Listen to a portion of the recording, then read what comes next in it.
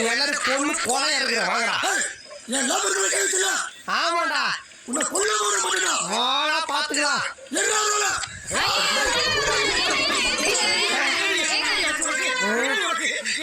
ஐயோ பாவம்.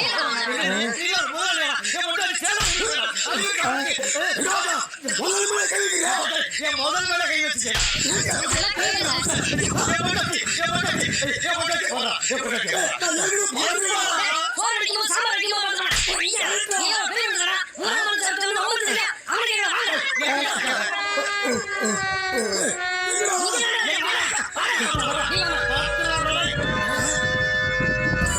பாத்தீங்களா முதலாளி, இவ்வளவு பஞ்சாயத்து நடந்துட்டு அவன் வாயில வடைய அமைக்கிட்டு இருக்கான்.